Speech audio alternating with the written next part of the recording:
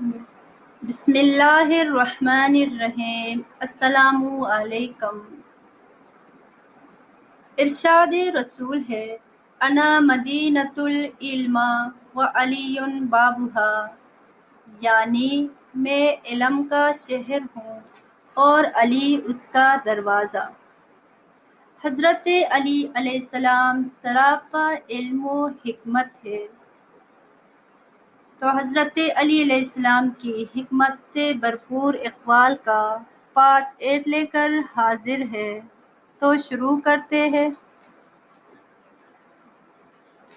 تحریر آدمی کی نیت کو ظاہر کرتی ہے اور اس کا کام اس کے ارادے کا پتہ دیتا ہے۔ ادب بہترین کمالات اور صدقہ افضل عبادات میں سے ہے۔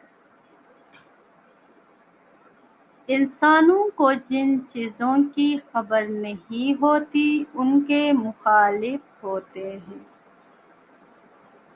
انسان جب تک اپنے مرتبے کا لحاظ رکھتا ہے تب تک اس میں بہتری رہتی ہے۔ ایفائے عہد بزرگوں کی صفت میں سے ہے اور عہد شکنے کمینوں کی خصلت ہے۔ انصاف اچھا حاکم ہے، علم سے بردباری پیدا ہوتی ہے، راستی بہترین قول ہے اور سچائی بہترین عمل۔ عمل نیت کا پھل ہے اور صدقہ اعلیٰ درجہ کی نیکیوں میں سے ایک نیکی ہے۔ صداقت کامیابی کی کنجی اور توفیق خیر نیکوئی کا ثمرہ ہے۔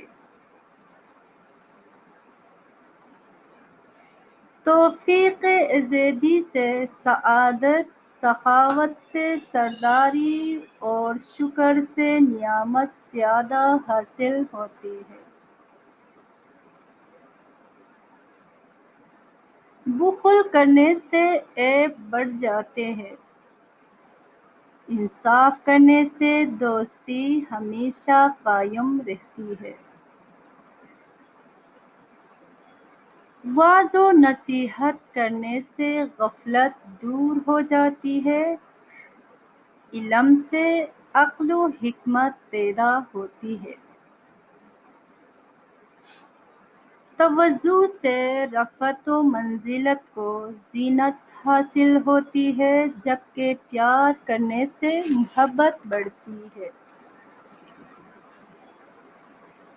ایثار سے آزاد لوگ غلام ہو جاتے ہیں، احسان سے انسان تابع بن جاتا ہے اور منت رکھنے سے احسان مکدر اور خراب ہو جاتا ہے۔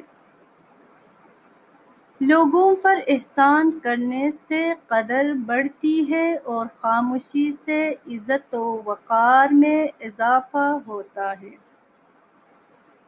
حسن موافقت کے ساتھ ہمیشہ قائم رہتا ہے اور باوقار رہنے سے ہیبت زیادہ ہو جاتی ہے۔ پیار کرنے سے محبت مضبوط ہوتی ہے، جبکہ نعمت خرچ کرنے سے ہمیشہ قائم رہتی ہے اور سخت تکلیفیں برداشت کرنے سے بلند مراتب و دائمی رحمت حاصل ہوتی ہے۔ نرمی کرنے سے مطالب کا حصول آسان ہو جاتا ہے اور مال خرچ کرنے سے لوگ تعریفیں کرتے ہیں۔ لوگوں پر احسان کرنے سے گناہ معاف ہو جاتے ہیں اور گناہوں کی بخشش کے بعد بزرگی حاصل ہوتی ہے۔